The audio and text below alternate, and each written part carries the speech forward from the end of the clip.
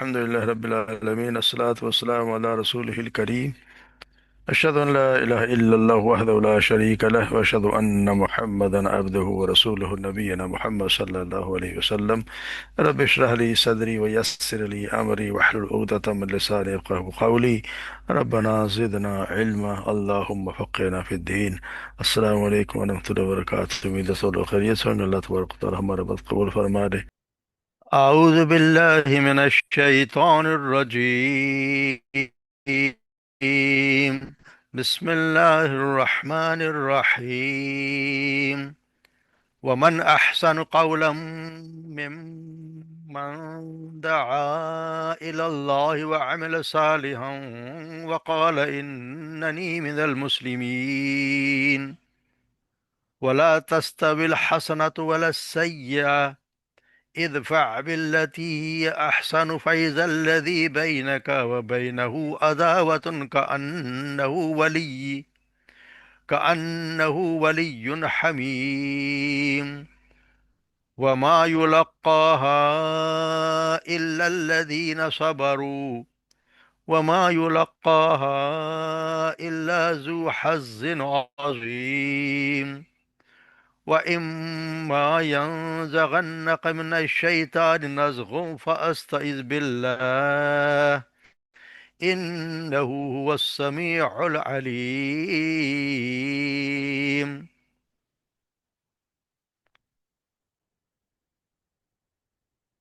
ومن احسن قولا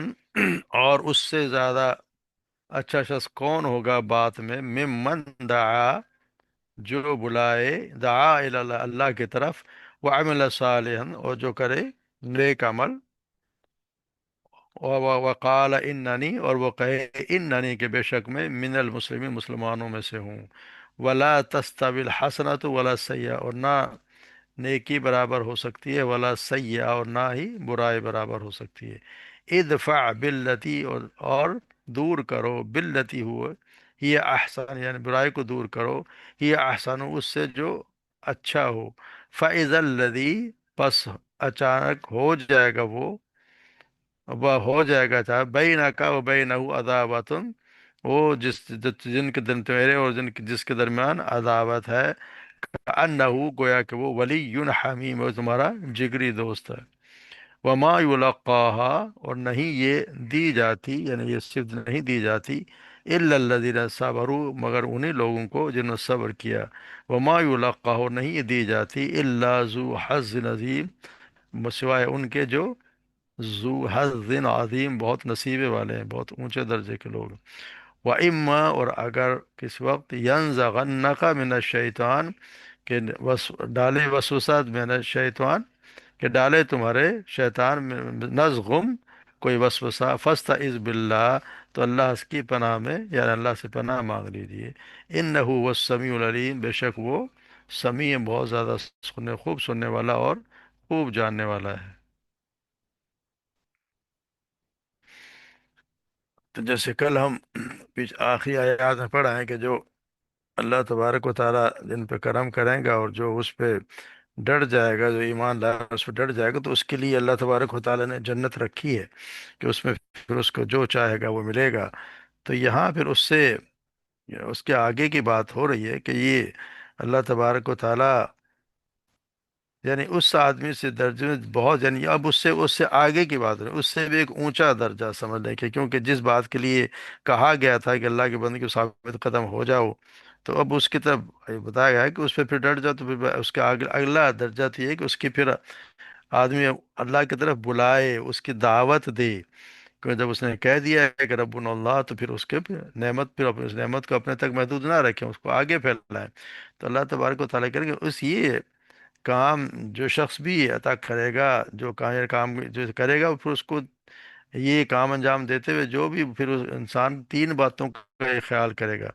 کہ قولا ممن دعا الی اللہ، کہ پھر اس سے بہتر کوئی بھی نہیں ہوگا جو یہ کام کرے گا کہ اس کے ممن دعا کہ اللہ کی طرف بلائے، ایک اللہ کی طرف بلائے، صرف اللہ کی طرف، نہ اپنے ذات کی طرف بلائے، نہ کسی اور شخص کی طرف، نہ کوئی قبیلے کی طرف، نہ کوئی وطن کی طرف، صرف اللہ کی ذات کے لیے وہ اللہ کی طرف دعوت دے کہ اسی کے بندے بن جاؤ، اسی کے فرما بردار بن جاؤ. تو پھر وہ ہے. اور دوسرا کیونکہ یہ پیغمبروں اور اس کے جانشینوں کا کام ہے، اصل میں یہ کام بہت عظیم کام ہے، اتنا بڑا عظیم ہے کہ اس کی دعوت جو لوگ دینے کی یہ جو راہ اختیار کر لیں گے، ان کا اجر ان کے علاوہ انہیں بھی ملے گا جن جن کو وہ دعوت دیتے ہیں۔ یعنی ایک آدمی خود تو اجر کرتا ہی ہے، مگر جو لوگ اس کی دعوت دینے سے اگر وہ کام کرنے لگ جائیں گے تو اس شخص کو بھی ان کے اتنا ہی اجر ملے گا جتنا ان لوگوں کو ملتا ہے۔ جیسے ابو ہریرہ رضی اللہ تعالیٰ فرماتے ہیں کہ آپ صلی اللہ علیہ وسلم نے فرمایا، جو شخص ہدایت کی کسی بات کی طرف دعوت دے، اس کے لیے ان لوگوں کے اجروں جیسا اجر ہوگا، اور جو اس کی پیروی کریں گے یہ ان کے اجر میں کوئی کمی نہیں کرے گا، اور جو شخص گمراہی کی کسی بات کی طرف دعوت دے تو اس پر ان لوگوں کے گناہوں جیسا گناہ ہوگا جو اس کی پیروی کریں گے، اور ان کے گناہوں میں کوئی کمی نہیں ہوگی۔ یہی وجہ ہے، یہ بہت بڑی یہی ایک وجہ ہے کہ جس کی وجہ سے ساری امت بھی اگر مل جائے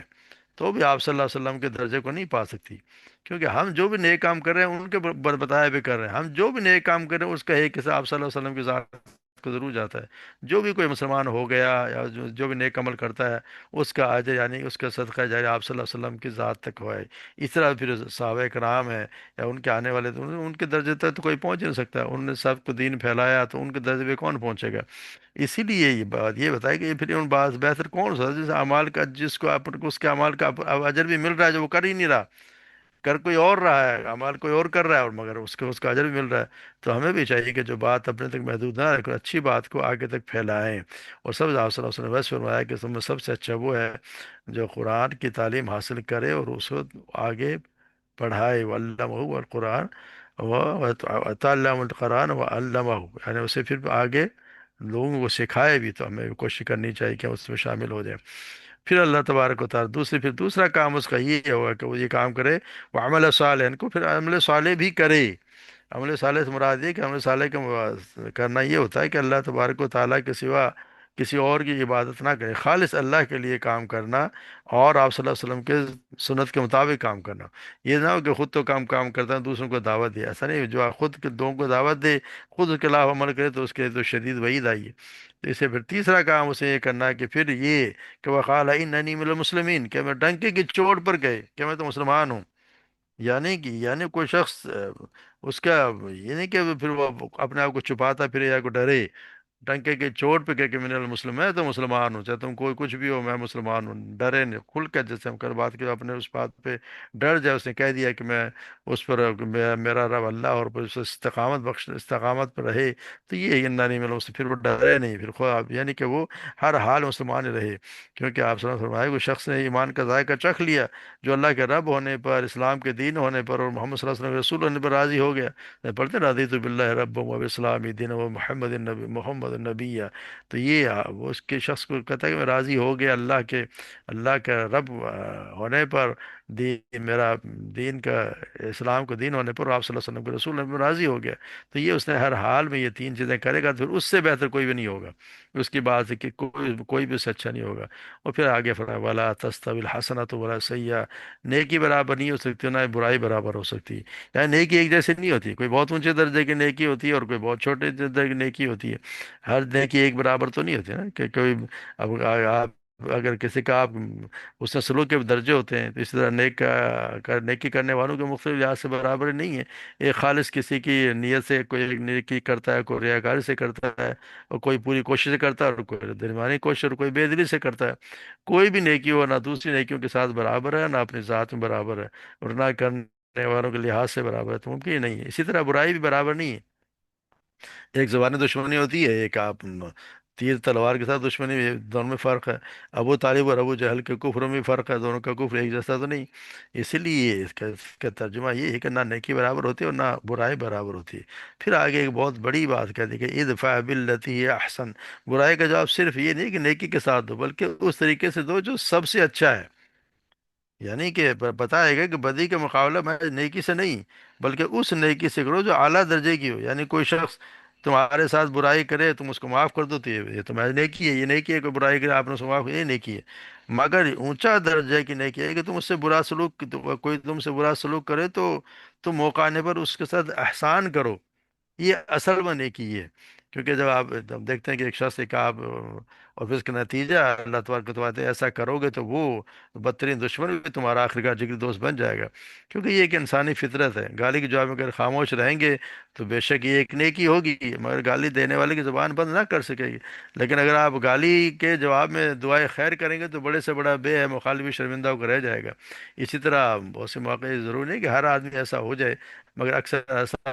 ہوتا ہی ہے۔ اور اگر کوئی کسی کا ایسا بھی موقع آئے کہ اس شخص پہ جو آپ کی برائی کر رہا ہے اور آپ کو دشمنی کر رہا ہے، اس پہ کوئی برا وقت ہے، آپ اس کے ساتھ دیں گے تو یقیناً وہ پھر آپ کا جگری دوست بن جائے گی۔ اللہ تبارک و تعالیٰ نے نسخہ بتا دیا تو اس میں یقیناً ایسا ہے، مگر یہ ہو ہے کہ کون سکتا ہے؟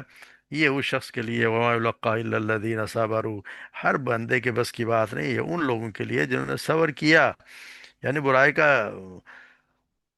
سب سے اچھے طریقے کے ساتھ دینے کی توفیق ان لوگوں کو عطا کی ہے جنہوں نے اس سے پہلے بھی صبر کی عادت اپنائی ہوتی ہے، یعنی انہوں نے پہلے بھی بہت سے جب جیسے آپ صلی اللہ علیہ وسلم پہ اور صحابہ کرام کتنے مشکلات ہیں وہ صبر ہی کرتے رہے،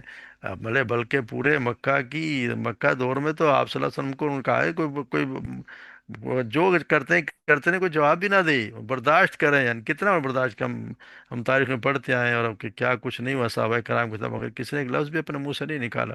اور نہ ہی کوئی اپنا دین بھی چھوڑا۔ تو یہ برداشت کی ایک حد ہوتی ہے، انہوں نے خوب برداشت کیا، تو یہ پھر یہ جو صفت ہے یہ ملتی بھی انہیں لوگوں کو جنہوں نے برداشت کیا، اور پھر ان کے لیے وَلَقَدْ ذُو الْعَزْمِ الْعَظِيمِ، یعنی کہ یہ برائی کا جواب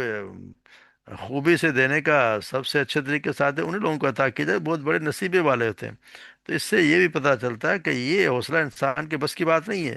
یہ محض اللہ تبارک و تعالیٰ کی عطا ہے کہ جو جس کو وہ اللہ تعالیٰ دے دے، جس کے نصیب یعنی اونچے درجے کے لوگ۔ اب جیسے یقینی بات ہے کہ آپ صلی اللہ علیہ وسلم سے اونچا درجے کے، اور انہوں نے کتنا برداشت کیا ہر چیز کو، انہوں نے اچھائی سے، جنہوں نے ان کے ہم دیکھتے ہیں جنہوں نے ان کو تکالیف پہنچائیں، ان کے چچا کو قتل کیا، ان پہ خود پہ کتنے مصیبتیں ڈالی، ان کے گلے میں کیا ہوجری مطلب گلے میں آپ دیکھیں تو ان کے ڈال ڈال کے کپڑا، اور ان کو گلا گھونٹنے کی کوشش کی گئی، آپ کو مارنے کی کوشش کی گئی، آپ کو مکہ سے نکال دیا۔ اس کے بعد جو آپ نے کیا کیا، جب وقت آیا آپ نے سب کو معاف کر دیا کہ کوئی مواخذہ نہیں، تم سب آزاد ہو۔ تو یہ ان لوگوں کے لیے جو حظ نظیم تھا، ہمیں بھی کوشش کرنی چاہیے کم سے کم ہم اپنے دل میں تو نہ بسا کے رکھیں، کیونکہ جو دل میں اپنے رکھتا ہے نا کہ میں ایک بس موقع کہ اس کو دل سے نکالے نہیں، وہ خطرناک کام ہے۔ اگر کسی نے برائی کی ہے تو اس کا جا وہ خود ہی بھگتے گا، اللہ تبارک و تعالیٰ تو دیکھے، اللہ بھی تو کوئی چیز چھوڑ دینا، ہم اللہ پہ نہیں چھوڑتے، ہم سارا کام خود ہی کرنے کے لیے تیار، اور یہ شیطان کا وسوسہ ہے، کیونکہ آگے آ رہا ہے مَا يَنزَغَنَّكَ مِنَ الشَّيْطَانِ، جب شیطان تمہارے دل میں کوئی وسوسہ ڈالے، یعنی شیطان جو ہے وہ کوئی وسوسہ شیطان کی طرف سے آئے تو نزغم، تو کوئی نزغم کا وسوسہ کو نزغم یہ اصل میں تو وہ ہوتا ہے جیسے کوئی چیز کسی نوکدار چیز سوئی سے یا کسی نوکدار چیز سے آپ کو کوئی چیز چبھائی جائے، چبھے، اس کو کہتے ہیں نزغم۔ تو شیطان کی طرف سے اگر کوئی وسوسہ آئے تو پھر اللہ سے پناہ مانگ لو، کیونکہ یہ ضروری ہے، کیونکہ شیطان تو ہے، شیطان تو یہ چاہے گا، اس کو بہت تکلیف ہوتی ہے جب وہ دیکھتا ہے کہ حق اور باطل کی جنگ میں جو لوگ کمیونگی کر رہے ہیں ان کے شرافت سے بڑا مقابلہ کیا جا رہا ہے، اس کے مقابلے میں کوئی بدی نہیں کی جا رہی، اس کو جواب نہیں دیا جا رہا، تو اس کو تو تکلیف ہوتی ہے، وہ تو چاہے گا کہ کسی نہ کسی ان کے منہ سے بھی کچھ نکلوائیں، ان کے بھی ہاتھ اٹھوائیں، مگر وہ تو ہر حال میں تاکہ ان کو موقع ملے کہ دونوں پارٹی دیکھو جی ایک جیسی ہیں، تو وہ شیطان کا تو یہ ہر حال میں یہ کوشش ہوتی ہے، اور تو اس لیے اس سے اللہ تبارک و تعالیٰ کے پناہ میں آ جانا چاہیے۔ اور اس کی بہترین تفسیر وہ واقعہ ہے جو مسند احمد میں آیا ہے کہ سیدنا ابو ہریرہ نقل کرتے ہیں کہ ایک مرتبہ ایک شخص آپ صلی اللہ علیہ وسلم کی موجودگی میں سیدنا ابوبکر صدیق کو بے تحاشا گالیاں دینے لگا۔ ابوبکر صدیق خاموشی کے ساتھ اس کی گالیاں سنتے رہے، آپ صلی اللہ علیہ وسلم انہیں دیکھ کر مسکراتے رہے۔ آخر کار جناب صدیق کا پیمانہ صبر لبریز ہو گیا، تو انہوں نے جواب میں سے ایک سخت بات کہہ دی، ان کی زبان سے بات نکلتی آپ صلی اللہ علیہ وسلم شدید، یعنی کہ آپ ان کو چہرے پہ آثار اس پہ ظاہر ہو گئے، اور آپ کا وہ چہرے پہ پتہ چلنے لگ گیا کہ ان کو یہ بات پسند نہیں آئی، تو آپ فوراً اٹھ کر تشریف لے گئے۔ سیدنا ابوبکر صدیق بھی اٹھ کر آپ کے پیچھے ہو راستے میں آج کہا کہ یہ کیا ماجرا ہے، وہ مجھے گالیں دیتا اور آپ خاموش مسکراتے رہے، اور جب میں نے اس کا جواب دیا تو آپ ناراض ہوئے، تو آپ نے فرمایا جب تک تم خاموش تھے ایک فرشتہ تمہارے ساتھ رہا اور تمہاری طرف سے اس کا جواب دیتا رہا، مگر جب تم بول پڑے تو فرشتے کی جگہ شیطان آ گیا، اور میں شیطان کے ساتھ تو بیٹھ نہیں سکتا۔ تو یہ یہ شیطان ہر ہر آدمی کو کوشش کرتا ہے کہ کسی نہ کسی طرح اس کو گھیر لیا جائے. اب کس طریقے سے آتا ہے یہ ہمیں اسی لیے کہتے ہیں اللہ کی پناہ میں، پھر اللہ خود ہی بچائے گا. اللہ کی پناہ میں ہم آ جائیں گے تو اللہ تبارک و تعالیٰ اس سے بہتر تو کوئی نہیں جانتا کہ اس کو کس طرح قابو کرنا ہے. انہ هو السمیع، وہی ہے جو سننے والا اور جاننے والا ہے. یعنی کہ اس میں اللہ کی پناہ مانگنے کے بعد جو چیز مومن کے دل کو کہتے ہیں کہ صبر اور سکون اور اطمینان بخشتی ہے، وہ یقین ہے کہ اللہ تبارک و تعالیٰ بے خبر نہیں ہے. کہ اللہ جو کچھ ہم کر رہے ہیں وہ اسے جانتا ہے، اور جو کچھ ہمارے مخالفین کر رہے ہیں اسے بھی وہ جانتا ہے. ہمارے دونوں کے حالات جانتا ہے. وہ ہماری بھی باتیں سن رہا ہے، ہمارے مخالفین کی باتیں سن رہا ہے. دونوں کا طرز عمل جیسا کچھ بھی ہے اسے وہ دیکھ رہا ہے. اسی اعتماد پر جو بندہ مومن ہے وہ اپنا اور جو حق کے دشمن ہے ان کا اللہ کے سپرد کر کے پوری طرح مطمئن ہو جاتا ہے. یعنی یہ ہے، جب اس کو پتہ ہے کہ اللہ تبارک و تعالیٰ سن بھی رہا ہے دیکھ بھی رہا ہے تو اسے یقین ہو جاتا ہے، اطمینان ہو جاتا ہے کہ ہاں میں جو کچھ کر رہا ہوں اللہ تبارک و تعالیٰ کو علم ہے، اور یہ جو کر رہے ہیں اس کا بھی اللہ تبارک و تعالیٰ جانتا ہے اور سن بھی رہا ہے. تو فیصلہ وہی کرنا ہے جو اللہ کی طرف سے آپ کو یقین ہو کہ اللہ تبارک و تعالیٰ ہی نہیں سب کچھ کرنا، اور وہ سب کچھ مجھے دیکھ رہا ہے، جو میرے اعمال دیکھ رہا ہے، میری حرکتیں دیکھ رہا ہے. تو پھر انشاءاللہ اس کو اعتماد ہی ہوتا ہے. تو اللہ تبارک و تعالیٰ ہمیں بھی یہ جو صفات ہیں، جو تین صفات بتائی گئی ہیں، کوشش کرنے جائے ان میں سے زیادہ ہم بھی ان کو حاصل کر سکیں. تو کیونکہ صفات ہوں گی کہ ایک اللہ کی طرف دعوت دینا، عمل صالح کرنا، اور اللہ ہی کو ہر حال میں مسلمان حکم صاف اعلان کرنا کہ مسلمان ہوں. یہ تین چیزیں ہیں جو بہت ہی، اس سے اچھا بات کسی کے نہیں. یعنی وہ اس انسان کا بہت اونچا درجہ، تو اللہ تبارک و تعالیٰ ہمیں بھی ان لوگوں میں شامل کر دے. باقی اللہ تبارک و سب کو سب پہ رحم کرے اور ہمیں ہمت بھی عطا فرمائے. وما علینا الا البلاغ.